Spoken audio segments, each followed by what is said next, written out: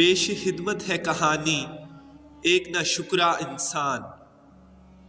ایک شخص کھجوروں کا بڑا شوقین تھا۔ دن بھر درختوں پر چڑھ کر کھجوروں کو توڑنے اور کھانے کی فکر میں رہتا۔ ایک مرتبہ اسے کافی اونچا درخت دکھائی دیا۔ اس پر کافی کھجوریں لگی ہوئی تھی۔ اندھے کو کیا چاہیے، بس 2 آنکھیں۔ اسے من کی مراد مل گئی۔ آؤ دیکھا نہ تاؤ، گلیری کی طرح درخت کی چوٹی پر چڑھ گیا۔ جی بھر کے کھجوریں کھائیں اور پھر گھر کے لیے جمع کرنے لگا۔ مقصد جب پورا ہوا تو درخت سے نیچے اترنے کی سوچنے لگا، لیکن یہ کیا، جیسے ہی نیچے دیکھا اس کے ہوش اڑ گئے۔ پیشانی پر پسینے کی بوندیں نظر آنے لگیں، ہاتھ پیر کانپنے لگے۔ اس نے تصور بھی نہیں کیا تھا کہ وہ اتنے اونچے درخت پر چڑھ چکا ہے۔ اب کیا کیا جائے؟ وہ آج سے پہلے کبھی اتنے اونچے درخت پر نہ چڑھا تھا۔ اس نے رونا دھونا شروع کر دیا، چلایا یا خدایا میری حفاظت کر، مجھے خیریت سے نیچے اتار دے۔ اگر میرا ہاتھ چھوٹ گیا اور میں نیچے گر گیا تو آج میری زندگی کا آخری دن ہوگا۔ وہ روتا رہا اور اللہ سے دعائیں کرتا رہا، یا اللہ میری مدد فرما، ایسا مت ہونے دینا، یا اللہ مجھے بچا لے۔ پھر اسے ایک انوکھا خیال آیا۔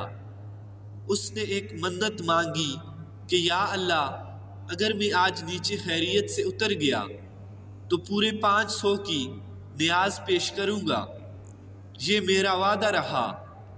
اس وعدے نے اس میں کچھ ہمت پیدا کی۔ وہ آہستہ آہستہ نیچے اترنے کی کوشش کرنے لگا۔ جب آدھا درخت اتر چکا تو ہوش کچھ قابو میں آ گئے۔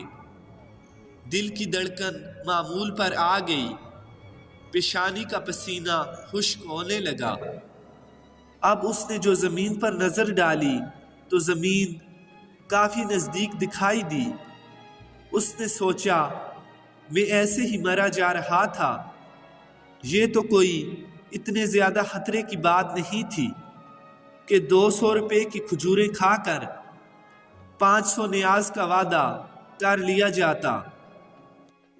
خیر پھر بھی نفع نقصان کو چھوڑ کر برابر والی نیاز کا سوچ لینا چاہیے۔ 200 روپے ٹھیک رہیں گے۔ اگر میں خیریت سے نیچے اتر گیا تو پورے 200 کی نیاز پیش کروں گا، یہ میرا وعدہ رہا اللہ سے۔ جیسے جیسے وہ نیچے آتا گیا اس کے وعدے میں بھی کمی آتی جا رہی تھی، اور یہ وعدہ زمین تک پہنچتے ہی کچھ بھی نہ دینے تک آن پہنچا۔ زمین پر پیر رکھتے ہی اس نے درخت کی طرف دیکھا اور ہنسنے لگا۔ اس نے کہا کہ درختوں پر نہ جانے میں کتنی مرتبہ چڑھا اور کتنی مرتبہ اترا، پتہ نہیں میں آج اتنا کیوں ڈر گیا تھا۔ یہ کوئی زیادہ خطرے کی بات نہیں تھی، اور پھر اپنے ہاتھوں کو صاف کرتے کرتے آگے بڑھ گیا۔ نیاز سے تو وہ ویسے بھی بے نیاز ہو چکا تھا۔ محترم دوستو، ہم میں سے بھی اکثر ساتھیوں کا یہی حال ہے۔ جب کوئی مصیبت کسی پر آتی ہے تو بہت عاجزی اور انکساری سے اللہ کے حضور ہم گڑ گڑاتے ہیں اور اللہ کو مدد کے لیے پکارتے ہیں، لیکن جب مصیبت ٹل جاتی ہے تو اللہ کو بھول جاتے ہیں۔ جس اللہ کو ہم مصیبت میں یاد کرتے ہیں، اور اگر اسے خوشی میں بھی یاد کر لیا جائے تو کتنا ہی اچھا ہو جائے۔